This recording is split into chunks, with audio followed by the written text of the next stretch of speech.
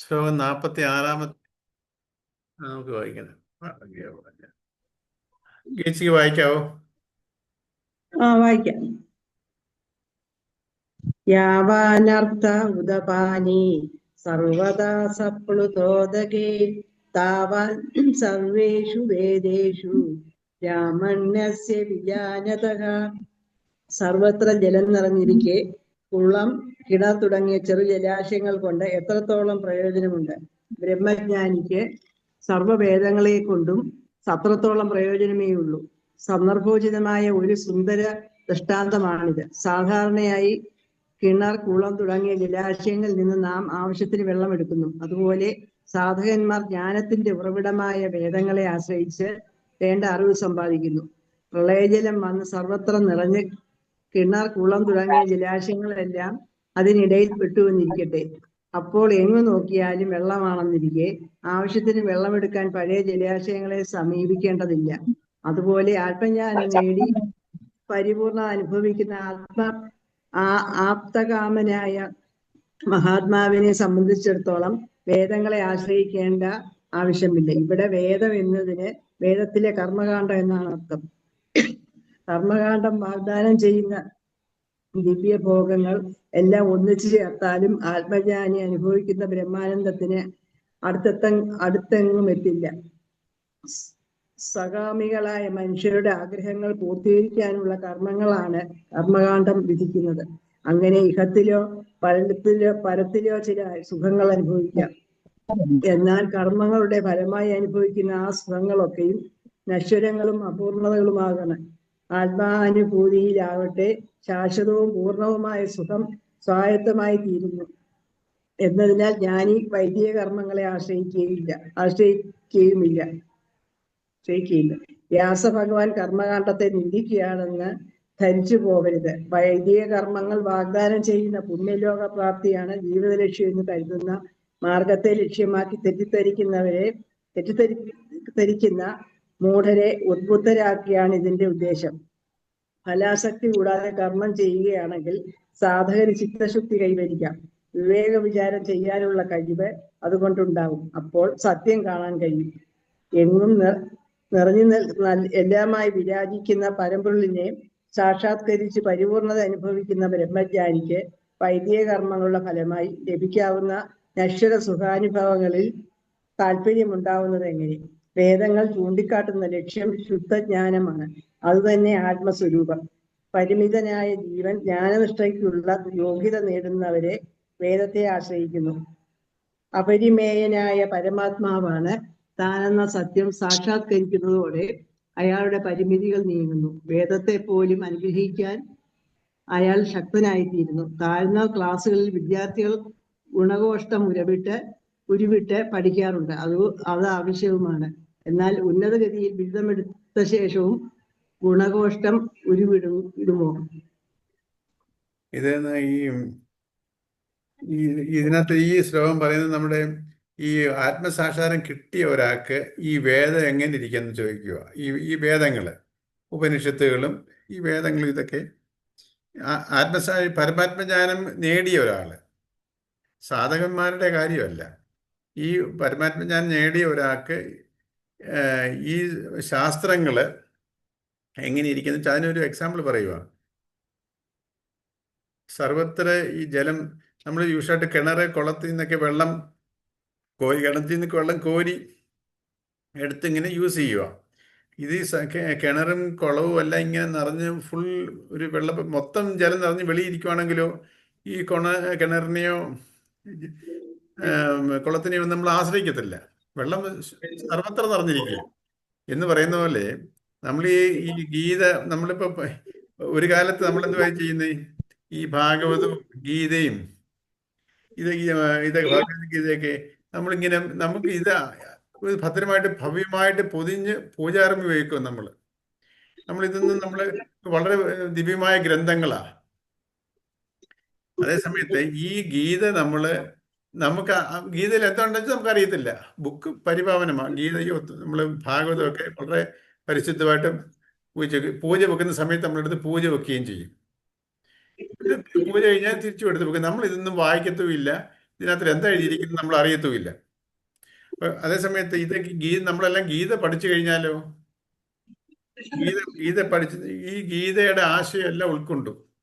ഗീത പഠിച്ചു, ഗീത വായിച്ചു, ഗീതത്തിന്റെ ആശയം എല്ലാം ഉൾക്കൊണ്ടാലേ ഈ ഗീത നമ്മുടെ ഉള്ളിലുണ്ട്. ഈ ഗീത പുസ്തകത്തിനല്ല പ്രാധാന്യം. അപ്പം ഈ ഗീത പഠിച്ച ഒരാൾക്ക് പിന്നെ ഗീത ബുക്ക് കൊണ്ടൊരു പ്രയോജനമില്ല. നമ്മൾ തിരികെ ഇങ്ങനെ പാവനമായിട്ട് വെക്കേണ്ട കാര്യമില്ല. ഇപ്പൊ ഒരു ആത്മജ്ഞാനിക്ക് ഈ വേദങ്ങളും മനുഷ്യരും ഇതെല്ലാം പഠിച്ച് സാധന ചെയ്ത് നമ്മൾ മാനസികമായിട്ട് നമ്മുടെ മനസ്സിനെ ഭഗവാൻ ലയിപ്പിച്ച ഒരു വ്യക്തിക്ക് അതാ ജ്ഞാനം, പരമാത്മ അറിവ് നമുക്കുണ്ടായി. നമുക്ക് ഗീച്ചൊന്ന് മ്യൂട്ട് ചെയ്യണേ. അപ്പം ഞാനിക്ക് ഈ വേദങ്ങളെ കൊണ്ട് ഈ ശാസ്ത്രങ്ങളെ കൊണ്ട് ഒരു പ്രയോജനവുമില്ല. കാരണം എല്ലാം ഞാൻ എൻ്റെ മനസ്സിലുണ്ട്, അതിനനുസരിച്ചാണ് ഞാൻ ജീവിക്കുന്നത്. ഇനി ഇതിന് പ്രസക്തിയില്ല. അപ്പം നമ്മളെങ്ങനെ ഇതിനൊരു എക്സാമ്പിൾ പറയും. ഒരു മകൻ അമ്മയ്ക്ക് ലെറ്റർ എഴുതും, ഞാൻ നാട്ടിലോട്ട് വരുവാണ്, ഇത് എനിക്കൊരു മുണ്ട് വാങ്ങിച്ചുകൊണ്ട് വരണം. അപ്പം അമ്മ മകൻ എഴുതുകയാണ്, നീ നാട്ടിൽ വീട്ടിലോട്ട് വരുമ്പോൾ എനിക്കൊരു മുണ്ട് വാങ്ങിച്ചുകൊണ്ട് വരണം. അന്നേരം ഈ ലെറ്റർ കിട്ടി. ആ ലെറ്റർ കിട്ടിയിട്ട് മകന് ശരിക്കും വായിക്കാൻ പറ്റിയില്ല. അയ്യോ, അമ്മ ഒരു ലെറ്റർ എഴുതിയല്ലോ.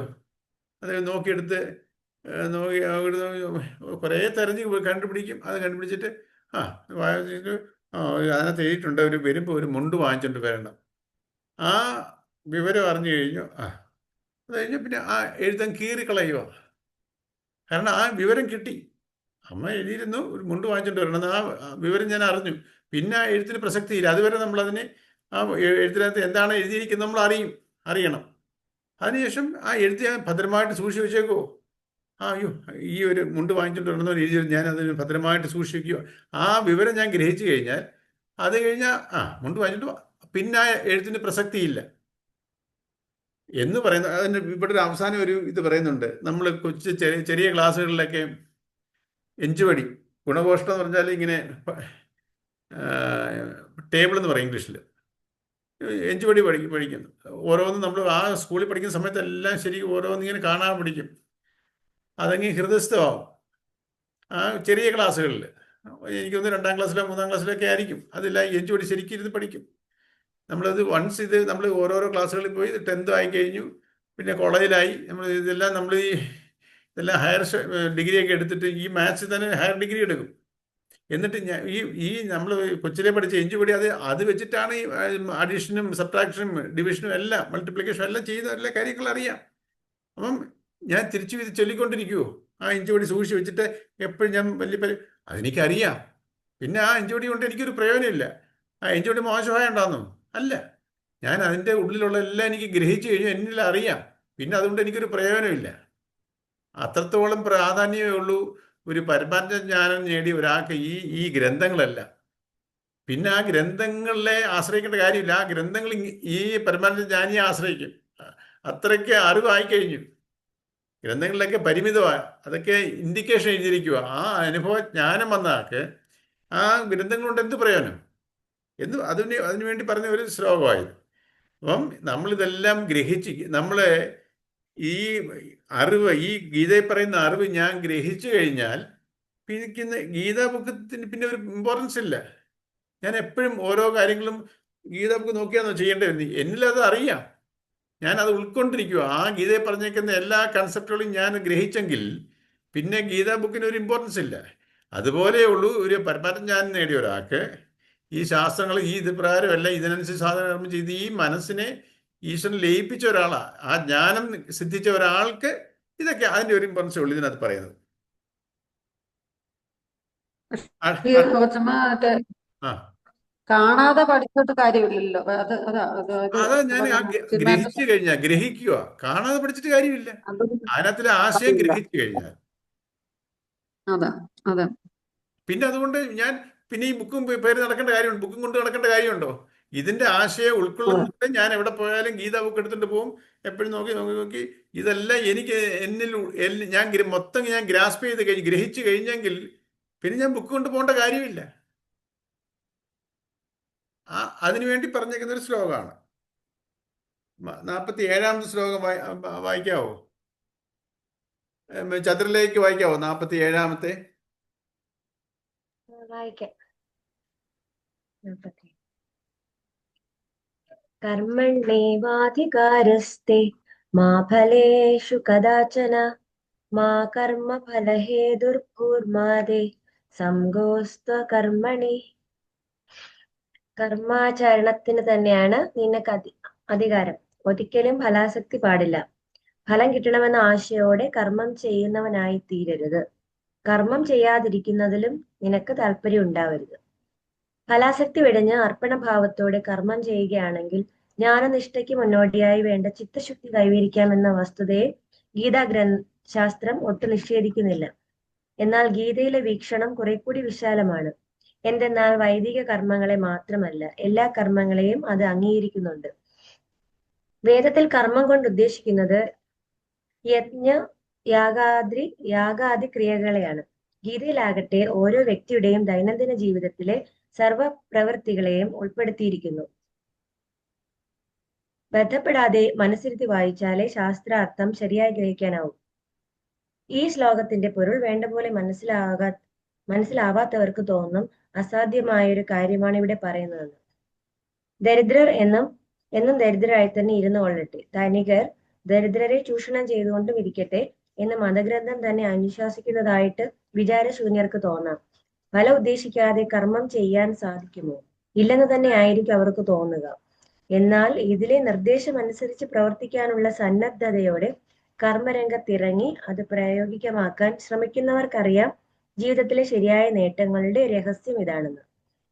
ആന്തരമായ ദിവ്യ പ്രചോദനത്തിന്റെ മാസ്മര ശക്തിയാൽ ആനന്ദ നിർവൃതിയിൽ ആറാടിക്കൊണ്ട് കർമ്മനിരതനായി ജീവിക്കുക എന്നതാണ് കൃഷ്ണൻ നിഷ്കർഷിക്കുന്ന കർമ്മയോഗത്തിന്റെ മർമ്മമെന്ന് മുമ്പ് സൂചിപ്പിക്കുകയുണ്ടായി. ആ പാവന ജീവിത കലയെ, കർമ്മയോഗ രഹസ്യത്തെ തന്നെയാണ് ഇവിടെ ഉപദേശിക്കുന്നത്.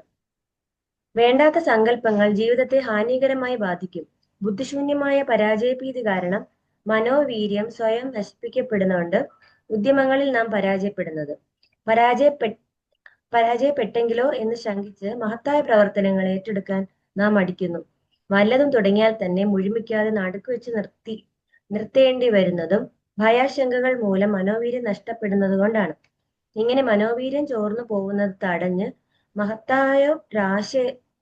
മഹത്തായൊരാദർശത്തെ മുൻനിർത്തി സർവ്വ കഴിവുകളും ഉപയോഗിച്ച് ഏറ്റെടുത്ത പ്രവൃത്തി ആത്മാർത്ഥമായി നിർവഹിക്കുക എന്നതാണ് കർമ്മയോഗത്തിന്റെ മർമ്മം.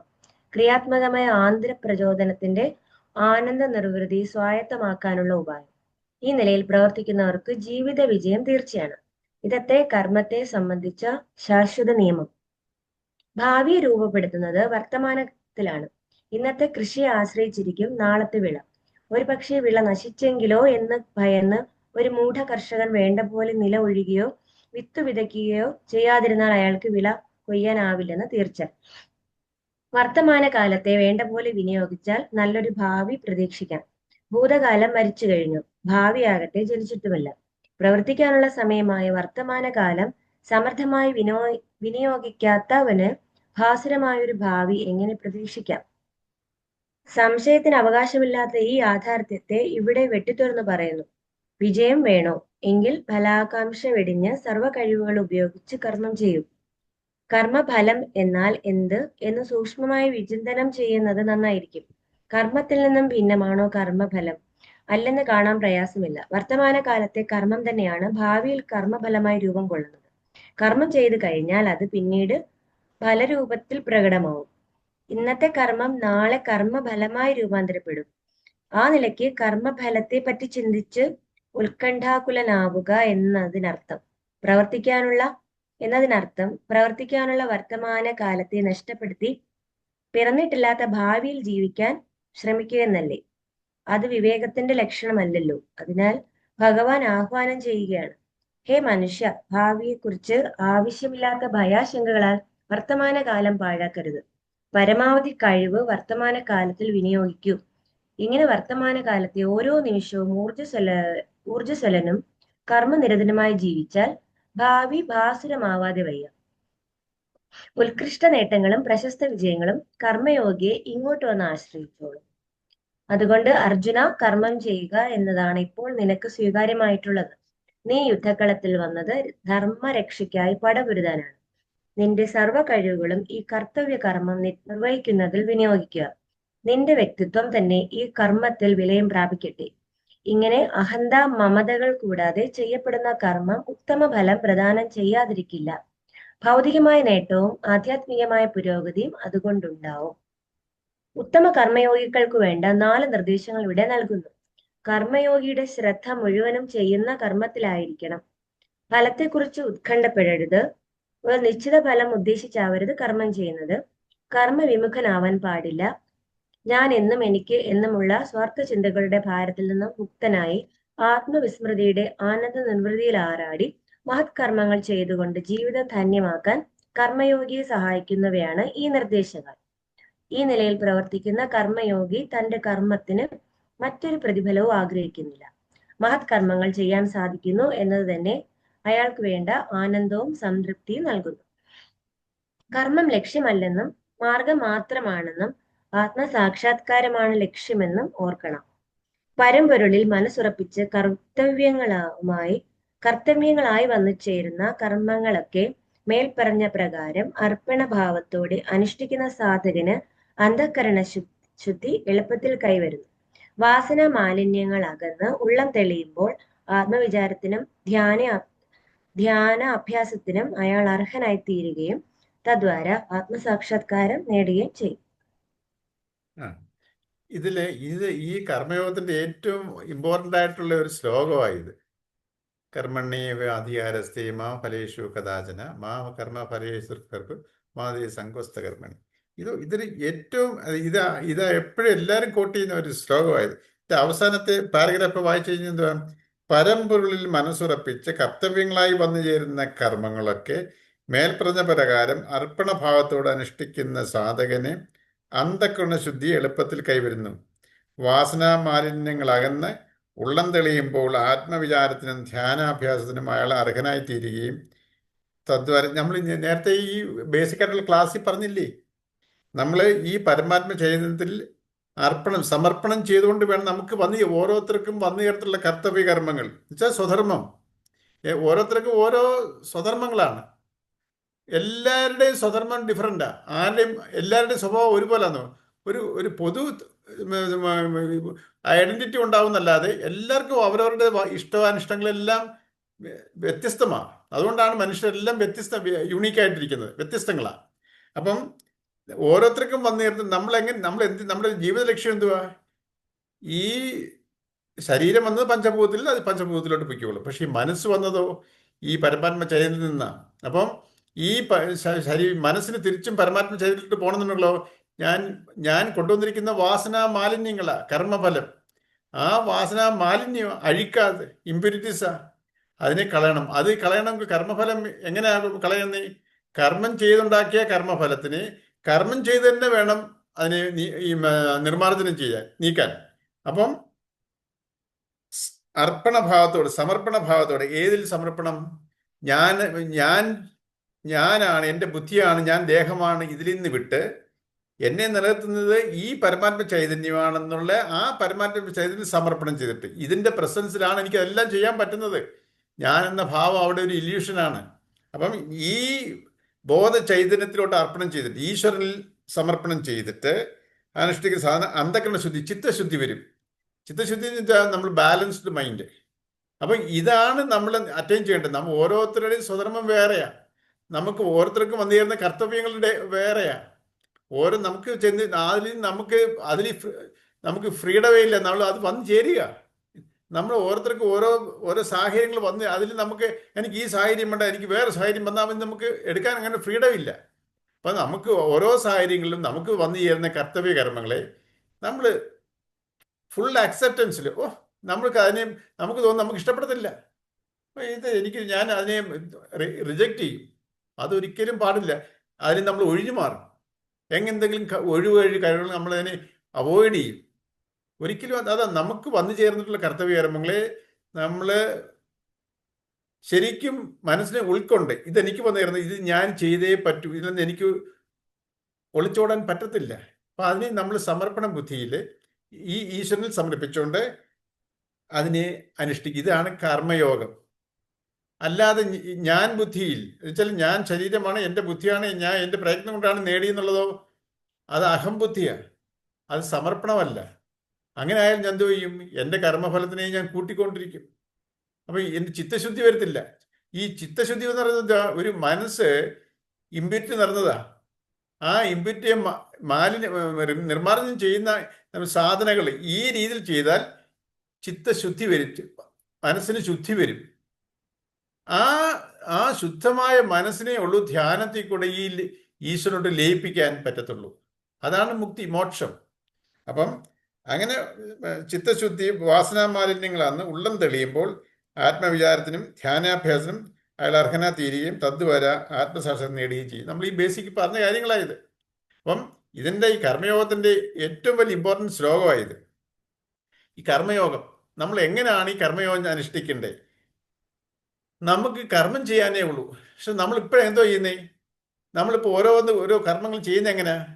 എനിക്ക് ഇന്ന ഫലം, ഞാൻ ആദ്യമേ ആ റിസൾട്ട് അങ്ങ് ഫിക്സ് ചെയ്യും. എനിക്കിത് കിട്ടണം. അപ്പം ഞാൻ ഈ കർമ്മം ചെയ്തുകൊണ്ടിരിക്കുമ്പോൾ ഏത് കർമ്മമായിട്ടെ, ഏത് കർമ്മം നമ്മൾ ചെയ്താലും ഒരു കർമ്മത്തിന് ഒരു ലക്ഷ്യമുണ്ട്, ഒരു റിസൾട്ടുണ്ട്, അതിനൊരു ലക്ഷ്യമുണ്ട്, റിസൾട്ടുണ്ട്. ഇപ്പം നമ്മൾ ചെയ്യുന്ന ഏത് കർമ്മങ്ങളായിക്കോട്ടെ അതിനൊരു റിസൾട്ടുണ്ട്. അതിനുവേണ്ടി നമ്മൾ ആ കർമ്മം ചെയ്യുന്നേ. പക്ഷേ ഞാൻ ആ കർമ്മം ചെയ്തുകൊണ്ടിരിക്കുമ്പോൾ ഞാൻ എൻ്റെ ചിന്തയും വേവലാതി എന്തുവാ? ആ റിസൾട്ടിനെ കുറിച്ചാണ്. ഇത് എനിക്ക് ഒരു എന്തെങ്കിലും ഒരു എക്സാമിനേഷൻ എല്ലാം പഠിത്തം എല്ലാം കഴിഞ്ഞ് നമ്മൾ കോമ്പറ്റീഷൻ ഇങ്ങനെ ജോബിന് വേണ്ടി നമ്മൾ ഓരോ എക്സാംസൊക്കെ കോച്ചിങ് പോവുക. അപ്പം ഓരോ എക്സാം അപ്പിയർ ചെയ്യുമ്പോൾ എനിക്കിത് കിട്ടണം, ഇത് എഴുതി എനിക്ക് IAS എടുക്കണം, അല്ലെങ്കിൽ എനിക്ക് PSC ടെസ്റ്റ് എഴുതി ജോലി കിട്ടണം. ഞാനിങ്ങനെ പഠിച്ചോണ്ട് ഇങ്ങനെ ചെയ്യുമ്പോഴും എങ്ങനെ ടെസ്റ്റ് വരുമ്പോഴും എനിക്കിത് കിട്ടണം, കിട്ടിയേ പറ്റൂ, കിട്ടിയില്ലെങ്കിൽ എന്തോ ചെയ്യും? ഈ ഭീതിയും നമ്മുടെ ഈ ഉത്കണ്ഠകൾ ഭാവിയെക്കുറിച്ചുള്ള, ഇതെനിക്ക് കിട്ടിയില്ലെങ്കിലോ, ഞാൻ ഇതിനു വേണ്ടി ഹാർഡ് വർക്ക് ചെയ്യുക, എനിക്ക് വേറെ വഴിയില്ല. നമ്മൾ ഈ വർത്തമാനത്തിൽ ഞാൻ ആ എഫർട്ടിൻ്റെ സമയത്തിൽ ഞാൻ ഇതിനെക്കുറിച്ച് ആവലാതിപ്പെടുക. ഇതിൻ്റെ റിസൾട്ട് എങ്ങനെ ഇരിക്കും, എനിക്ക് കിട്ടുമോ, ഞാൻ ഹാർഡ് വർക്ക് ചെയ്യുക. പക്ഷേ അതിൻ്റെ കൂടെ എൻ്റെ മനസ്സ് ചഞ്ചലവാ. എന്തുവാ? മനസ്സിങ്ങനെ റിസൾട്ടിലോട്ടിരിക്കുക, നോക്കിക്കൊണ്ടിരിക്കുക. അപ്പം ഈ റിസൾട്ട് നോക്കിക്കൊണ്ടിരിക്കുക എന്ന് വെച്ചാൽ അർത്ഥം എന്തുവാ? ഇത് ഞാൻ എൻ്റെ പ്രസൻറ്റിലുള്ള എഫർട്ടിനെ ബാധിക്കും. അത് ഞാനിപ്പോൾ ഒരു കോച്ചിങ്ങിന് ചേർന്നു, എനിക്കൊരു ജോലി കിട്ടണം. അപ്പം അതിനുവേണ്ടി ഞാൻ തുടങ്ങി. അവിടെ വൺസ് തുടങ്ങിക്കഴിഞ്ഞാൽ ഇതിനു വേണ്ടിയാണ് ഞാൻ, പിന്നെ അതിനെക്കുറിച്ച് ചിന്തിക്കേണ്ട കാര്യമില്ല. ടോട്ടൽ 100% എഫർട്ടാണ് ഇടുക എന്നുള്ളതാണ്. അപ്പോൾ ആ ഇടുന്നതിന് പകരം ഞാൻ ഇങ്ങനെ എനിക്ക് ആങ്സൈറ്റിയാണ് ഈ റിസൾട്ടിനെ കുറിച്ച്. ഈ ടെസ്റ്റ് ചെയ്ത് കിട്ടുമോ, മറ്റവർക്ക് കിട്ടി, എനിക്ക് കിട്ടുമോ, എന്നെ കാട്ടി മണ്ടരായിട്ടുള്ളവർക്കെല്ലാം കിട്ടി, ആദ്യത്തെ ടെസ്റ്റ് പറഞ്ഞ് കിട്ടിയില്ല, എന്നെ കെട്ട് മണ്ടരായിട്ട് വരുന്ന അവന് കിട്ടി, എനിക്ക് കിട്ടിയില്ല. ഇതെല്ലാം എനിക്ക് പല നമ്മൾ ഈ കമ്പാരിസൺ ചെയ്തിട്ട് നമ്മുടെ മനസ്സ് ഭയങ്കര വേവലാതിപ്പെടും, ഡിസ്റ്റർബ്ഡ് ആവും. എനിക്ക് ആ എഫർട്ടിൽ ഞാൻ കോംപ്രമൈസ് ചെയ്യേണ്ടി വരും. എനിക്ക് 100% എഫർട്ട് ഇടാൻ സാധിക്കത്തില്ല. അതുകൊണ്ട് നമുക്ക് ഈ റിസൾട്ട് നമ്മുടെ ഇൻവോൾവ്മെന്റ്, നമ്മുടെ ആ സമർപ്പണം, നമ്മുടെ എഫർട്ടാണ് മുഖ്യം. അതാണ് സക്സസ്. നമ്മളെന്ത് വയ്ക്കുന്നത്? ഇപ്പം നമ്മളൊരു കോച്ചിങ് ചെയ്യുന്നു. ഈ കോച്ചിങ് കൊണ്ട് ചിലപ്പോൾ ഓരോരുത്തർക്കും ഓരോ കാർമിക് എഫക്റ്റ് ഉണ്ട്. ഈ ഏത് രീതി വരണമെന്നുണ്ട്. ഈ റിസൾട്ട് എനിക്ക് കിട്ടി അല്ലെങ്കിൽ കിട്ടിയില്ല. ഞാൻ ഇതിനു വേണ്ടി, ജോലിക്ക് വേണ്ടി കോച്ചിങ്ങിന് പോയിരിക്കുക.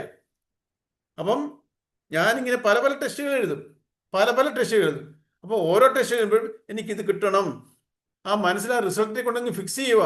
ആ റിസൾട്ട് കിട്ടുമോ കിട്ടത്തില്ലെന്ന് അതിനെ ഡിപ്പെൻഡ് ചെയ്യുന്ന 100,000 ഫാക്ടേഴ്സ് ഉണ്ട്. നമ്മുടെ എഫർട്ട് മാത്രം കൊണ്ട് ഒക്കത്തില്ല. കാരണം എന്നിൽ നിന്ന് പോയ കാർമിക് എഫക്റ്റ് ഉണ്ട്. എൻ്റെ എഫർട്ട് മാത്രം ഒരു കർമ്മഫലത്തിനെ ഡിസൈഡ് ചെയ്യത്തില്ല.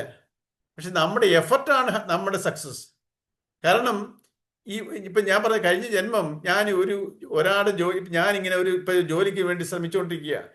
ഇൻ്റർവ്യൂ കഴിഞ്ഞു, അല്ലെങ്കിൽ എനിക്ക് കിട്ടണം, ഞാൻ ഫസ്റ്റ് റാങ്ക് ആണ്, കിട്ടണം. ഇങ്ങനെ ഇരിക്കുമ്പോഴായിരിക്കും വേറൊരാൾ വന്ന് ഇൻഫ്ലുവൻസ്, ബാക്ക് ഡോറിൽ കൂടെ ഇൻഫ്ലുവൻസ് ചെലുത്തി ആ ജോലി അങ്ങ് എടുക്കുക. എനിക്ക് കിട്ടുന്നില്ല. നമുക്കറിയാമല്ലോ എത്രയോ പേര് PSC റാങ്ക് ലിസ്റ്റിലൊക്കെ വന്നു, ഫസ്റ്റ് റാങ്ക് അപ്പോയിൻറ്റ് ഇത് ക്യാൻസലായി പോകുന്നു, അല്ലെങ്കിൽ അതിന് മുമ്പ് ഉള്ളവരെ വരെ എടുത്തു, അതിനുശേഷം എടുത്തില്ല. നമ്മുടെ എഫർട്ടുമായിട്ട് ബന്ധമുണ്ടോ എന്നിൽ നിന്ന് പോയ ഏതോ ഫലങ്ങളൊക്കെ എനിക്ക് തിരിച്ചു വരും. ഇപ്പം ഞാൻ ആരുടെയെങ്കിലും ഒരു ജോലി കഴിഞ്ഞ ജന്മം ഇതുപോലെ തട്ടിയെടുത്തിട്ടുണ്ടെങ്കിൽ ഞാൻ എത്ര പരിശ്രമം ചെയ്ത് അതിന് വന്നാലും ആ റിസൾട്ട് എനിക്ക് കയ്യെത്തുന്ന ദൂരം വരെ വന്നാലും അത് തട്ടിപ്പോവും. അപ്പം നമ്മൾ ഇതിനെക്കുറിച്ച് വറീഡാവേണ്ട കാര്യമില്ല, റിസൾട്ടിനെ കുറിച്ച്. അതാ നമുക്ക് കർമ്മം ചെയ്യാൻ മാത്രമാണ് അധികാരം. കാരണം റിസൾട്ടിനെ നമുക്ക് അതിന് ഫ്രീഡം ഇല്ല. ഫ്രീഡം ഇല്ലാത്തടത്ത് കയറി നമ്മൾ ആ ഫ്രീഡം അപ്ലൈ ചെയ്യുക. അപ്പോൾ അതിൻ്റെ ഒരു എഫക്റ്റ് എന്തുവാ? എൻ്റെ എഫർട്ടിൽ ഞാൻ കോംപ്രമൈസ് ചെയ്യുക. ആ റിസൾട്ടിനെ കുറിച്ച് ഞാൻ എൻ്റെ മൈൻഡ് ആങ്ഷ്യസ് ആവുകയും ഉത്കണ്ഠപ്പെടുകയും കിട്ടുമോ കിട്ടത്തിലുള്ള എൻ്റെ പ്രസൻറ്റിലെ എഫർട്ടിനെ അത് കോംപ്രമൈസ് ചെയ്യും. അപ്പോൾ എനിക്ക് ഫുൾ എഫർട്ട് ഇടാൻ പറ്റത്തില്ല. അപ്പോൾ ഞാൻ എത്രത്തോളം എഫർട്ട് ഇട്ടോ അതിൻ്റെ റിസൾട്ട് അങ്ങനെ വരത്തുള്ളൂ. എപ്പോഴും അപ്പം എനിക്കതിന് യോഗ്യമാണെങ്കിൽ എനിക്ക് കിട്ടുമോ കിട്ടത്തില്ലെന്നുള്ള പല പല ഫാക്ടേഴ്സ് ഉണ്ട്. എൻ്റെ എഫർട്ട് മാത്രമല്ല ഒരു റിസൾട്ടിനെ ഫിക്സ് ചെയ്യുന്നത്, കിട്ടുമോ കിട്ടത്തില്ല എന്നുള്ളത്. പക്ഷെ എൻ്റെ എഫർട്ട് ഇടുക എന്നുള്ളത് എനിക്ക് ഫ്രീഡം ഉണ്ട്. റിസൾട്ടിന് എനിക്ക് കിട്ടണം എന്നുള്ളതിൽ എനിക്ക് ഫ്രീഡം ഇല്ല. ഈ ഒരു മെക്കാനിസം, കർമ്മത്തിൻ്റെ മെക്കാനിസം, ദറ്റ് ഈസ് കാർമിക് എഫക്റ്റിൻ്റെ, നമ്മൾ റിസൾട്ട് നമ്മൾ വിചാരിച്ച് നടന്നില്ല വെച്ചിട്ട് നമ്മൾ എഫർട്ട് ഇട്ടുകൊണ്ടേയിരിക്കുക. ഇതിനൊക്കെ നമുക്ക് കിട്ടേണ്ട നമ്മൾ ചിലപ്പോൾ ഒരു PSC ടെസ്റ്റിന് വേണ്ടി ആയിരിക്കും എഴുതുന്നത്. അത് പിന്നെ സെലക്ഷൻ ഉണ്ട്. ചിലതെല്ലാം എനിക്ക് പലതിനും എലിജിബിളാ. ഞാൻ എലിജിബിളാണെങ്കിൽ അത് എനിക്ക് ഈ ഫീൽഡാണ് ഇഷ്ടം, എനിക്ക് എനിക്കറിയാവുന്ന അനുഭവങ്ങളുണ്ട്.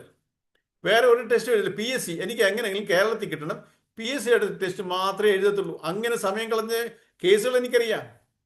നല്ല നല്ല സമയങ്ങൾ ബാങ്കിൻ്റെ ടെസ്റ്റ് എഴുതില്ല, വേറെ ഒന്നും ടെസ്റ്റ് എഴുതില്ല. ഈ PSC മാത്രം നോക്കിക്കൊണ്ട് ഇരുന്ന് 30 വയസ്സ് 25-8 വർഷം PSC കോച്ചിങ് പോയി ചിലതിൽ റാങ്ക് ലിസ്റ്റ് വരും, അത് എടുക്കത്തില്ല. അവസാനം പോയി അത് ഇത്രയും സമയം നമുക്ക് വേസ്റ്റ് ആകും. നമ്മൾ സെലക്ഷൻ നടത്തുക. നമ്മുടെ കാർമിക് എഫക്റ്റിൽ ഏത് ജോലിയാണെന്ന് നമുക്ക് അറിയത്തില്ല. നമ്മൾ എലിജിബിൾ ആയിട്ടുള്ള ഒത്തിരി വിഷയങ്ങളുണ്ട് ഇവിടെ. എവിടെയൊക്കെ എലിജിബിലിറ്റി ഉണ്ടോ അവിടെ നമ്മൾ നമ്മുടെ എഫർട്ട് ഇടുക എന്നുള്ളതാണ് നമുക്ക് ഫ്രീഡം. അല്ലാതെ ഞാൻ എനിക്ക് ഈ റിസൾട്ട് വേണം ഞാൻ ചാനലൈസ് ചെയ്യുക, ഫിക്സ് ചെയ്യുക. അതിന് എങ്ങനെ 100% റിലേ ചെയ്യാൻ പറ്റും? എൻ്റെ കർമ്മഫലത്തിനെ എനിക്കറിയാൻ പറ്റുമോ? അത് ആർക്കും ഒരു ജ്യോത്സ്യനും പറയാൻ പറ്റത്തില്ല. ഒരു ചില ഗൈഡ് ലൈൻ പറയാമെന്നല്ലാതെ അതിനെ നമ്മൾ അന്ധമായിട്ട് വിശ്വസിക്കുക. അപ്പോൾ എന്നിട്ട് നമ്മൾ ജ്യോത്സ്യനെ കുറ്റം പറയും, അല്ലെങ്കിൽ നമ്മൾ ദൈവത്തിനെ കുറ്റം പറയും. നമ്മുടെ എഫർട്ടിൽ നമ്മൾ എന്താ ചെയ്യുന്നതിനെ കുറിച്ച് നമ്മൾ ആലോചിക്കത്തില്ല. നമ്മൾ അതിൻ്റെ അനാലിസിസ് നടത്തിക്കൊണ്ട് റിസൾട്ടിൻ്റെയും നമ്മുടെ എഫർട്ടിൽ നമ്മൾ കോംപ്രമൈസ് ചെയ്യരുത്. കോംപ്രമൈസ് ആവുന്ന എപ്പോഴാ? നമ്മൾ ഈ റിസൾട്ട് ഫിക്സ് ചെയ്യുകയും അതിനെക്കുറിച്ച് വേവലാതിപ്പെടുകയും ചെയ്യുമ്പോൾ എൻ്റെ ഈ പ്രസൻറ്റിലെ ഞാൻ എടുക്കുന്ന എഫർട്ടിനെ അത് കോംപ്രമൈസ് ചെയ്യും. എഫർട്ടിൽ നിന്ന് എനിക്ക് ടൈം വേസ്റ്റ് ചെയ്യും. അത്രയും എഫർട്ട് ഇടാൻ പറ്റത്തില്ല. ഇതാണ് ഈ ശ്ലോകത്തിൻ്റെ അർത്ഥം. കർമ്മ ആചരണത്തിന് തന്നെയാണ് നിനക്ക് അധികാരം, ഒരിക്കലും ഫലാസക്തി, ആ ഫലത്തിൽ ആസക്തി. ഒരു കർമ്മം തുടങ്ങുകയാണെങ്കിൽ അതിനൊരു റിസൾട്ട് ഉണ്ട്. ഞാനൊരു ജോലിക്ക് വേണ്ടി കോച്ചിങ്ങിന് പോവുകയാണ്. ഞാൻ എൻ്റെ എഡ്യൂക്കേഷൻ ക്വാളിഫിക്കേഷൻ വെച്ചുള്ള എന്തെല്ലാം എലിജിബിലിറ്റി ഉണ്ട് അവിടെ എല്ലാം ഞാൻ എഫർട്ട് ഇടണം. അല്ലാതെ എനിക്ക് ഈ ജോലി കിട്ടിയാൽ മതി, ഞാൻ ഇവിടെ ഈ എഫർട്ട് ഇടാൻ പോവാ, എൻ്റെ കർമ്മഫലം വേറെ ജോലിയിലായിരിക്കും. അപ്പോൾ ഞാൻ ഈ ടൈം വേസ്റ്റ് ചെയ്യല്ലേ? നമ്മൾ റിസൾട്ടിൽ കൊണ്ടുവന്ന് ഫിക്സ് ചെയ്തുകൊണ്ട് ഞാൻ എഫർട്ട് ഇട്ടുകൊണ്ടിരുന്നാൽ നമ്മുടെ കാർമിക് എഫക്റ്റ് നമുക്ക് എങ്ങനെ ഡിസൈഡ് ചെയ്യാൻ പറ്റും? അപ്പം നമ്മൾ ഒരു റിസൾട്ടിനെ മാത്രം നോക്കുക. എനിക്കത് കിട്ടിയാൽ മതി, എൻ്റെ ഇഷ്ടമാണത്, ഈ ജോലിയാണ് എനിക്കിഷ്ടം, അത് മതി. എൻ്റെ കർമ്മഫലം അനുസരിച്ച് ഏത് ജോലി കിട്ടുന്നത് എൻ്റെ ഇഷ്ടം അനുസരിച്ച് നമുക്ക് ഒന്നും കിട്ടത്തില്ല. എപ്പോഴും നമ്മുടെ ഒരു യാഥാർത്ഥ്യം മനസ്സിലാക്കണം. നമ്മുടെ എല്ലാവരുടെയും ഒരു അനുഭവമാണ്. നമ്മൾ ഈ ഫ്യൂച്ചറിനെ കുറിച്ച് നമുക്കൊരു സങ്കല്പമുണ്ട്. നമ്മൾ ഇങ്ങനെയൊക്കെ പോകും, നമ്മൾ ചില കാര്യങ്ങളൊക്കെ ഇങ്ങനെ കാൽക്കുലേഷൻ ചെയ്യാം, അങ്ങനെ പോകണം, ഇങ്ങനെ പോകണം, നല്ല രീതിയിൽ ഈ രീതിയിൽ പോകണം, ഇങ്ങനെയൊക്കെ നമ്മൾ ഈ ഒരു കാൽക്കുലേഷൻ നമ്മൾ ഒരു രീതിയിൽ ഇങ്ങനെ ഒരു ഡയറക്ഷനിൽ പോകും. റിയാലിറ്റിയോ വേറെ രീതിയിലായിരിക്കും നടക്കുന്നത്. നമ്മൾ ഭൂരിഭാഗം ആൾക്കാർക്കും പൊതുവെ, പിന്നെ അപൂർവമായിട്ട് നമ്മൾ ആ രീതി വന്നിരിക്കും. പക്ഷെ മിക്കപ്പോഴും നമ്മൾ ചിന്തിക്കുന്നത് പോലെ ആയിരിക്കത്തില്ല കാര്യങ്ങൾ നടന്നുകൊണ്ടിരിക്കുന്നത്. അപ്പോൾ നമ്മളെന്താ ചെയ്യുന്നത്? ഈ വരുന്നതിനെ അക്സെപ്റ്റ് ചെയ്യാൻ പഠിച്ചാൽ ഒരു പ്രശ്നവും ഇല്ല. നമ്മൾ ചിന്തിച്ച കുട്ടിയെ ഇമാജിൻ ചെയ്യുന്നതിന് നമ്മൾ ഞാൻ അങ്ങനെ വിചാരിച്ചു, അത് കിട്ടണമെന്ന് വെച്ചാൽ നടന്നില്ലല്ലോ, പിന്നെ നിരാശയാണ്. അതേസമയത്ത് എഫർട്ട് ഇട്ടുകൊണ്ടേയിരിക്കുക, കിട്ടുന്നതിനെ അക്സെപ്റ്റ് ചെയ്യുക, എത്ര സന്തോഷമായിരിക്കും. നമ്മൾ ടർബുലൻ്റ് ആവത്തേ ഇല്ല, നമുക്ക് ദുരിതം വരുത്തേ ഇല്ല. അതേ സമയത്ത് എനിക്ക് ഇത് എൻ്റെ ഇഷ്ടം, ചില ഇത് കിട്ടണം, ഞാൻ ഇഷ്ടത്തിൽ കടിച്ചു തൂങ്ങിയാൽ, എൻ്റെ ഇഷ്ടാനിഷ്ടങ്ങളിൽ ഞാൻ കടിച്ചു തൂങ്ങിയാൽ ഞാൻ ദുരിതത്തിന് ബാധ്യസ്ഥനാണ്. അപ്പം കൃഷ്ണൻ പറയുവാണ്, നിനക്ക് കർമ്മം ചെയ്യാനേ ഉള്ളൂ നിനക്ക് അധികാരം, നിനക്ക് കർമ്മഫലത്തിൽ നിനക്ക് അധികാരമില്ല. അപ്പം ഞാൻ ഈ ഫലാസക്തി പാടില്ല. എന്തോ ആസക്തി? ഫലം, ഒരു കർമ്മത്തിന് ഫലമുണ്ട്, അതിനുവേണ്ടി ഞാൻ, പക്ഷെ ആസക്തി, എനിക്ക് ഇത് കിട്ടിയേ പറ്റൂ, ഇതൊരു ആസക്തിയാണ്. എൻ്റെ ഇഷ്ടത്തിനോടുള്ള ഒരു ആസക്തി കാണിക്കുക, ഞാനൊരു സ്ലേവ് ആവുക, അല്ലെങ്കിൽ എനിക്ക് ഒക്കത്തില്ല. അങ്ങനെ എത്രയോ പേര് ഇപ്പൊ തന്നെ എത്രയോ നമുക്ക് അറിയാമല്ലോ, എക്സാമിനേഷന് റിസൾട്ട് ഇങ്ങനെ ആകുമ്പോഴത്തേക്ക് ചില കുട്ടികളൊക്കെ സൂയിസൈഡ് ചെയ്യുന്നില്ലയോ? ഇല്ലെങ്കിൽ എനിക്ക് ജീവിതമില്ല. എന്താ അവർ ജീവിതം അങ്ങനെ സൂയിസൈഡ് ചെയ്യുന്നേ? IIT പഠിക്കുന്ന കുട്ടികൾ എന്തുകൊണ്ട് സൂയിസൈഡ് ചെയ്യുന്നു? അവർ വിചാരിക്കുന്ന പോലെ കാര്യങ്ങൾ നടക്കുന്നില്ല. അതാ നമ്മൾ ഇമാജിനേഷൻ, നമ്മൾ സങ്കല്പിച്ച കൂട്ടും നമ്മുടെ ചില കാൽക്കുലേഷൻസ് ഒക്കെ നമ്മൾ അങ്ങനെ നടക്കണം എന്നില്ല. അപ്പൊ നമുക്കതിൽ ഫ്രീഡം ഇല്ല. ഫ്രീഡം ഇല്ലാത്ത കയറി ഞാൻ ഫ്രീഡം വെക്കുക, നടന്നില്ലെങ്കിലോ നമ്മൾ ഡെസ്പറേറ്റ് ആകുക, വേറെ വഴിയില്ലെന്ന് നമ്മൾ ധരിക്കുന്നു. നമുക്ക് എന്തെല്ലാം, ഈ മനസ്സിന് എന്തെല്ലാം പൊട്ടൻഷ്യൽ ഉണ്ട്, എന്തെല്ലാം അത് നമ്മൾ അറിയുന്നില്ല. നമ്മുടെ ചില ഇഷ്ടങ്ങളിൽ നമ്മൾ ഒതുങ്ങിക്കൂടുക. അതാ ഈ ശ്ലോകം വളരെ ഇമ്പോർട്ടൻ്റാ. കർമ്മയോഗത്തിന്റെ മെയിൻ ശ്ലോകമാണിത്. കർമ്മണ്യേവ അധികാരസ്ഥേ, എനിക്ക് കർമ്മം ചെയ്യാൻ മാത്രമാണ് അധികാരം. എൻ്റെ ഫ്രീഡം അവിടെ. അധികാരം വെച്ചാൽ ഫ്രീഡം, പവറല്ല. ഈ കർമ്മം ചെയ്യാൻ എനിക്ക് ഫുൾ ഫ്രീഡം ഉണ്ട്, ആർക്കും തടുക്കാൻ പറ്റത്തില്ല. പക്ഷെ ആ ജോലിക്ക് ആ റിസൾട്ട് അങ്ങനെ ആകണമെന്ന് ഈ എഫർട്ടിൽ കൊണ്ട് ഒന്നുമില്ല. എൻ്റെ അത് depend on our karmic effect. നമ്മളിപ്പം അതിനൊരു എക്സാമ്പിൾ പറയാം. നമ്മൾ ഒരു കോച്ചിങ്ങിന് പോകുന്നു. ആ കോച്ചിങ് കൊണ്ട് എനിക്ക് വേറെ പലയിടത്തും എനിക്ക് പ്രയോജനപ്പെടും. അല്ലാതെ ഞാൻ ആ കോച്ചിങ് എനിക്ക് ആ ജോലി കിട്ടിയില്ല, ഇപ്പൊ ഞാൻ ഇത്രയും പോയത് വേസ്റ്റ് ആയി പോയി, അങ്ങനെ നമ്മൾ വിചാരിക്കേ വേണ്ട. നിങ്ങൾ എന്തെല്ലാം എവിടെ എഫർട്ട് എടുത്തോ ആ എഫർട്ട് നിങ്ങൾക്ക് അത് തീർച്ചയായിട്ടും ഫലം കിട്ടിയിരിക്കും. ഫലം വെച്ചാൽ ആ ജോലിയല്ല, നമ്മൾ എവിടെ ഞാൻ എഫർട്ട് ഇടുന്നോ അവിടുന്ന് നമ്മൾ ഫലം പ്രതീക്ഷിക്കുക. അതിനൊരു എക്സാമ്പിൾ അതല്ല ഞാൻ നേരത്തെ പറഞ്ഞിട്ടുള്ളത്. നമ്മൾ ഒരാൾക്കൊരു ഹെൽപ്പ് ചെയ്യുന്നു, നമ്മൾ പറയും ഞാനൊരു ഹെൽപ്പ് ചെയ്ത് കഴിഞ്ഞാൽ പിന്നെ അവൻ എൻ്റെ വിരോധിയാവും. ഞാനൊരാളേക്ക് ഒരു ഹെൽപ്പ് ചെയ്താൽ എൻ്റെ പ്രതീക്ഷയാണ് തിരിച്ച് അയാൾ എന്നോട് വിധേയനായിരിക്കണം, എന്നെ കണ്ട എന്നോട് നന്ദിയുള്ളവനായിരിക്കണം, എന്നെ കണ്ട ചിരിക്കണം. നമ്മൾ അവിടുന്ന് ഞാൻ എവിടെ കർമ്മം ചെയ്തോ, എവിടെ ഒരു ഹെൽപ്പ് ചെയ്യുന്ന വെച്ചാൽ ഒരു കർമ്മം ചെയ്യുക. അവിടെ ഒരാളെ ഞാൻ ഹെൽപ്പ് ചെയ്തു, അയാളിൽ നിന്ന് ഞാൻ തിരിച്ച് ഫലം പ്രതീക്ഷിക്കുക. തീർച്ചയായിട്ടും എൻ്റെ ഫലം ആ പോയിന്റിൽ നിന്നല്ല. എൻ്റെ കർമ്മത്തിന് ഒരു ടൈം ഫാക്ടർ ഉണ്ട്. ആ സമയത്തെ ഈ കർമ്മത്തിന്റെ ഫലം കിട്ടത്തുള്ളൂ. അപ്പം ഇതുപോലെ നമ്മുടെ ഈ കാർമ്മിക എങ്ങനെ കർമ്മം ചെയ്യണം, നമ്മൾ അതിന് വിവേകത്തിൽ കാണണം.